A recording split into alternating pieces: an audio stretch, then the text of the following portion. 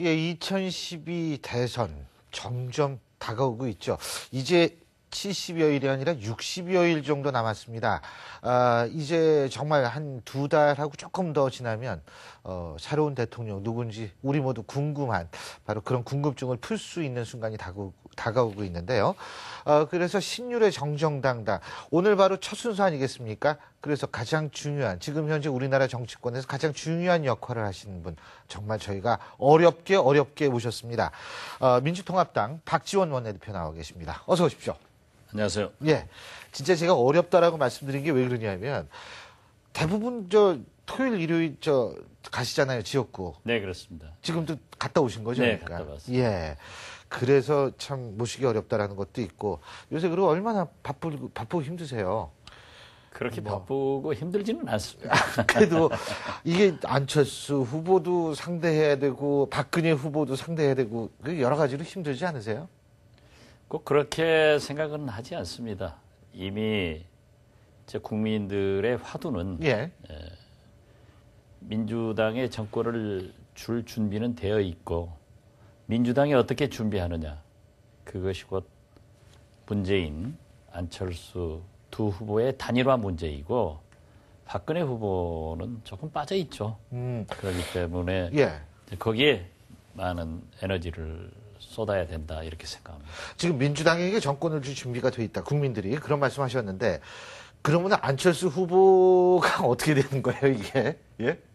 단일화 해야죠. 아니, 단일화 하는데 예. 민주당 문재인 후보가 이길 것이다라는 전제에서 말씀하시는 거군요. 저는 당연히 그렇게 보고 있고요. 예, 그 이유가 있으세요? 당연히. 그렇지만은 예. 그래도 이 민주주의라고 하는 예. 것은 대의 정치고 예. 정당 정치입니다. 특히 대통령 중심제 국가에서는 양당제를 발전시키고 또 그렇게 해오거든요. 예.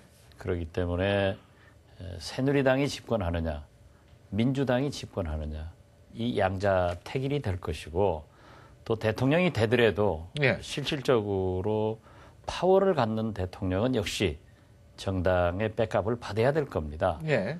그러나 지금 현재 새누리당은 완전히 지난 5년간 집권에서 실정의 거듭으로 국민적 평가가 낮고 있고 또 박근혜 후보에 대해서 비방이 아니라 독재자의 딸, 또 최근에 정수장학회 이런 걸 보더라도 지금 지지도도 낮고 예.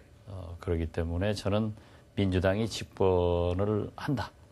그렇지만은 국민들은 문재인, 안철수 두 분의 단일화가 가장 시급한 문제다. 이렇게 생각을 합니다. 예. 지금 말이에요. 문재인 후보 측, 그러니까 민주당이죠. 민주당이 조국 교수가 제안했던 이른바 3단계 중에서 첫 번째 단계, 정치 개혁하자는 그런 위원회를 공동 구성하자. 거기에 이제 오케이 사인을 보낸 모양이에요. 네, 그렇습니다. 예. 근데 거기에 안철수 후보 측이 들어올 거라고 생각하십니까? 지금 안철수 후보로서는 단일화에 대한 의지는 가지고 있지만은 예. 그것을 표면화해서 계속 화제를 던져주는 것은 싫어할 겁니다. 그렇기 때문에 그 나름대로 캠페인을 하면서도 여러 가지 계산을 하고 있을 거고 본인 스스로도 단일화만이 승리의 길이다라는 것을 알고 있고요. 정치라고 하는 것은 항상 직설적 표현보다는 행간을 잘 생각을 해야 되거든요. 그런데 안철수 후보가 소위 출마 선언 기자회견을 한 그 다음날 비록 대변인이지만은 대변인이 민주당에 입당할 생각을 가지고 있다라고 했다가 또 취소를 했어요. 그리고 최근에 안철수 후보도 후보 단일화를 위한 3가지 방안에 대해서 제시를 했습니다. 이런 걸 보면은 선거 운동상 단일화를 형식적으로 표면적으로 생각하지 않는 것 같으면서도 내부에서는 또 본인도 강력하게 생각을 하고 움직이고 있다. 저는 그렇게 해석합니다. 그러니까 언젠가는 안철수 후보가 민주당에 들어올 것이다. 시간 문제다. 그죠? 만약 예. 민주당에 들어오지 않을 경우에는 예. 이제 문재인 후보가 단일화 후보로 확정되는 것이고 되더라도 민주당이 들어와서 협력하는 방법과 또 밖에서 협력하는 방법이 있기 때문에 꼭 민주당에 들어올 것이다라는 가정을 지금부터 해나갈 필요는 없다 그렇게 생각합니다. 근데 들어오지 않으면 당연히 문재인 후보로 단일화가 된다. 이게 어떤 말씀이세요? 그건 지금 안철수 후보도 세 가지 방안을 제시를 했지 않습니까? 그러한 방법 중에 하나가 역시 정당의 전국 조직을 가지고 있는, 특히 우리 민주당은 127명의 국회의원과 전국 원외지구당 위원장으로 조직을 갖추고 있습니다. 그렇기 때문에 아무래도 큰 선거에는 유리할 수밖에 없고, 또 그러한 것을 국민들도 만약 대통령이 당선됐을 때 누가 더 잘할 수 있을까 하는 것을 생각해 볼 때 문재인 후보로 귀착된다고 봅니다. 그리고요, 지금 안철수 후보도 그렇고 민주당 쪽도 그렇고 이 권력을 좀 나눠야 된다 이런 얘기를 항상 하지 않습니까? 그러니까 대통령 권력을 나눠가지고 뭐 분권형 대통령이라고 불러도 좋고 책임 총리라고 불러도 좋고. 근데 제가 이 정착 30년을 하면서 제가 느끼는 건데, 지금 예를 들면은 대통령이 외교, 국방, 안보, 통일을 맡고요. 총리가 나머지 맡고, 이거는 사실 이원 집정부제의 전형적인 거거든요. 그렇죠. 그렇다면은 헌법을 바꿔야 되는 거 아닙니까? 그렇습니다. 네. 아, 그럼 개헌을 염두에 두고 이미 그 말씀을 하신 거군요. 그분들이 그러한 얘기를 한 의도는 제가 정확하게 아직 모르고 있습니다. 저는 DJP 연합 때 김대중 대통령 후보께서 김종필 총재에게 내각제 개헌을 약속을 했습니다. 그래서 승리를 해가지고 집권을 했는데, 그 집권 과정에 저는 대통령께 늘 내각제 개헌으로 해야 된다 하는 것을 건의를 드렸습니다. 늘 그 면에서 김대중 대통령과 저의 유일한 견해가 달랐었는데요. 사실 김대중 대통령께서도 서거 전에 자서전을 남기면서 지금 대통령 중심제를 하는 걸 보니까 이제 우리도 내각제나 혹은 이원 집정제로 개헌이 필요하다 하는 것을 자서전에 남겼습니다. 예. 저는 이번에도 문재인 후보의 책임 총리제나 안철수 후보의 그러한 말씀을 듣고 개헌을 염두에 두고 있지 않는 것인가 이런 생각을 했고, 저 개인적으로는 언제까지 5년마다 전국이 이렇게 이념적으로 지역적으로 분열되겠느냐 해서 사실 이원 집정제 같은 것으로 개헌을 하는 것이 바람직하다 하는 의견을 가지고 있고, 기회가 되면은 우리 당에서도 공론화시켜서 후보가 공약을 할 수 있지 않겠느냐 하는 생각도 같습니다. 뭐 원내대표시니까 그런 건 얼마든지. 지금 원내대표뿐만 아니라 참 저 공동선대위 위원장 저는 거기 안 들어가 계세요? 들어가 있습니다. 선대위에 안 들어가 계세요? 예. 아, 그러시구나. 그래도 원내대표니까 거의 뭐 자문회의 대표시니까 그 7인 멤버에 들어가 있습니다. 얼마든지. 예. 근데 개헌이 바람직하다. 이게 사실 개헌 얘기가 나왔으니까 말인데, 이게 항상 선거 때만 대선 때만 되면 개헌 얘기가 나왔었거든요. 근데 그렇군요. 알겠습니다. 그러니까 그 개헌을 하기 위해서는요, 대통령 후보들이 국민에게 공약을 해야 됩니다. 하고 당선되시는 분이 최소한 임기 시작에서 1, 2년 이내에 개헌을 하지 않으면은 이제 또다시 차차기 대통령 후보군들이 성장을 하게 되죠. 이분들은 또 자기 이해관계 때문에 개헌을 하지 못하는 게 있는데, 저 개인적으로는 그러한 것이 더 이제 바람직하다 이런 생각 갖고, 의원들도 상당한 수가 개헌을 바라는 사람들이 많습니다. 예, 개헌을 공론화한 시점이라고도 생각을 하시고. 네, 예, 알겠습니다. 그러나 어디까지 중요한 것은 후보의 결정이죠. 그렇죠, 물론. 근데 지금 얘기 나오는 거 보면 그런 얘기가 안 나올 수가 없을 것 같더라고요, 제가 봐도. 저도 그런 과정 아닌가 이렇게 생각합니다. 그 뭐 이게 사실 말로만 그렇게 나누자 이게는 사실 소용이 없을 뿐만 아니라 이게 오히려 위헌 논란이 나올 수가 있기 때문에 그죠? 그렇습니다. 자, 화제를 조금 바꿔보죠. 지금 안철수 후보 이 정치공학적으로 바라보면 안철수 후보가 좀 굉장히 뻥찌게 되는 그런 상황이 벌어진 게 뭐냐면 지금 NLL 문제가 불거지고 민주당 쪽에서 정수장학회 MBC와 그리고 부산일보의 매각 문제를 지금 맞받아치고 이런 상황에서 지금 이게 얼떨결에 이게 양자 구도가 되는 것 같은 느낌을 받습니다. 정치공학적으로 볼 때는요. 그래서 아마 안철수 후보 측도 상당히 좀 당황이 될 텐데 자, 첫 번째. 지금 비공개 대화록 저희가 이제 조금 있으면 이재정 전 통일부 장관과 정문원 의원 두 분을 뭐 차례로 모셔가지고 얘기 차례대로 들어볼 텐데요. 일단은 민주당 입장에서 볼 때에는 이 부분에 대해서 어떻게 대응하실 생각이세요? NLL 문제. 더군다나 주한미군 수도권 밖으로 내보내겠다 이런 발언까지 했다라는 것이 정문원 의원 측의 주장인데 말이에요. 그건 새누리당의 주장일 뿐이고 예. 남북 정상회담의 효시는 제가 만들어낸 겁니다.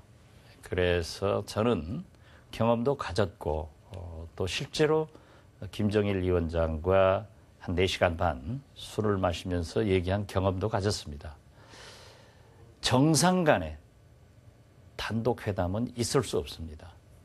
그건 어떤 경우에도 없습니다. 그렇기 때문에 새누리당에서 주장하는 노무현, 김정일 두 정상의 단독 회담은 없었다. 저는 그렇게 확신을 합니다. 따라서 정상회담이 단독으로 비밀로 이루어지지 않은 바에는 녹취록은 없다. 이렇게 생각을 하고요. 만약 그렇게 자신이 있다고 하면은 새누리당에서 녹취록을 공개하면 될 겁니다. 그러나 법률적 제한이 있는 것도 사실입니다. 따라서 우리가 외교란 게 신뢰를 바탕으로 하는 거죠.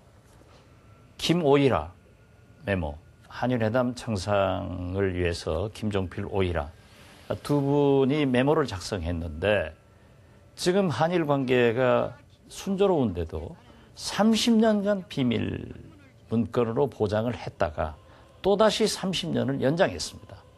60년간 비밀 문건으로 분류가 돼서 보존하고 있는데 과연 이러한 것이 왜 지금 말하고 있는지 이것은 새누리당의 고질병인 대선을 앞두고 또 한 번 색깔론을 시도하는 것이다 라고밖에 저는 볼 수 없습니다. 예. 예를 들면 지금 1급 기밀이죠. 어차피 뭐 녹취록이 있든 없든 대화록은 있을 거 아닙니까? 그것도 1급 비밀이죠. 그렇죠. 그렇죠. 네. 1급 비밀이죠. 네. 그거 보려면은 국회의원 동의 3분의 2가 있으면 되는 겁니까? 제적의원에? 그렇죠. 제적위원회 3분의 2가 있으면 되는데요. 예. 그 대화록은 실무자들이 예. 또 참여자들이 나중에 보고서로 만들어가지고 있는 겁니다. 최소한 그것은 존재한다고 생각합니다. 그러나 새누리당에서 주장하는 두 분이 단독 회담을 해서 거기에 대한 녹취록을 가지고 있다 하는 것은 있을 수도 없는 일이고 이것은 저는 믿지 않습니다. 제가 한 가지만 여쭤보는 게 지금 사실 이 정상 간의 회담에서 좀 논란이 됐던 것이 과거에는 이명박 대통령이 일본 가가지고 독도 문제 나왔을 때 일본 언론이 보도한 거 있지 않습니까? 그렇습니다. 잠시만 기다려달라 뭐 그런 표현을 했다. 근데 우리나라 청와대는 지금 퍼쩍퍼쩍 그때 당시 뛰었고 그렇죠. 일본 언론은 이제 그런 얘기를 했고 그래서 저는 이렇게 볼 때는 둘 다 영토에 관한 문제인데 그때 민주당은 대응을 어떻게 했었죠? 그러니까 예를 들면 이 비교할 수 있는 대상이 되지 않을까 해서 여쭤보는 겁니다. 그게 이제 제가 18대 원내대표 때 맨 먼저 일본 문해 춘추 월간지에 보도가 됐었습니다. 그래서 그 월간지를 구해가지고 외통위 간사인 김동철 의원에게 검토를 시켜서 문제를 삼았습니다. 그러나 우리 정부에서 완강하게 부인하기 때문에 그 이상 외교 문제를 가지고 야당이 문제를 삼는 것은 국익에 도움되지 않는다 해가지고 우리 정부가 청와대가 부인하기 때문에 그대로 받아들였습니다. 그러니까 그때도 1급 비밀이고 정상 간의 대화는 어느 정도의 선은 지켜줘야 된다는 생각을 하셨다는 말씀이시죠. 알겠습니다. 마지막으로 하나만 더 여쭤볼게요. 김무성 그 본부장이 갑자기 본부장 되면서 첫 번째 딱 얘기한 게 뭐냐면 부유세예요. 놀라셨죠? 예. 저도 놀랬거든요. 예. 한 방 맞으신 거 아니에요? 그런데 그 부유세를 이제 또 박근혜 후보가 예. 부인했지 않습니까? 그렇지가 않다라고 또 김무성 의장이죠. 예, 본부장. 네, 본부장께서도 자기 개인 의견이다라고 후퇴를 했더라고요. 그래서 새누리당에서 주장하는 경제 민주화, 부유세 신설 이런 것은 한번 쳐보고 빠는 것 같아요. 그래서 진실성이 없기 때문에 저희들은 문제도 삼지 않았습니다. 그러니까 그 문제 삼을 만한 네. 존재도 안 된다 이 가치도 말씀이십니다. 없는 거죠. 네. 알겠습니다. 앞으로 한 66일 정도 남았을 겁니다. 제 기억으로는. 예. 그죠? 민주당 그 원내대표를 맡으시고 민주당을 이끌고 있는 입장에서 우리나라는 돌발별 지금 벌써 대선은 네 번째 치르시는 건가요? 예, 그렇습니다. 그죠?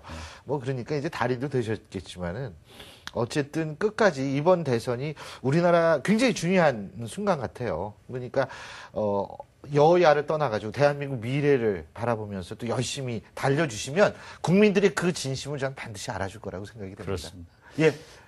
지금 뭐 여론조사 결과를 가지고 요동을 치는데요.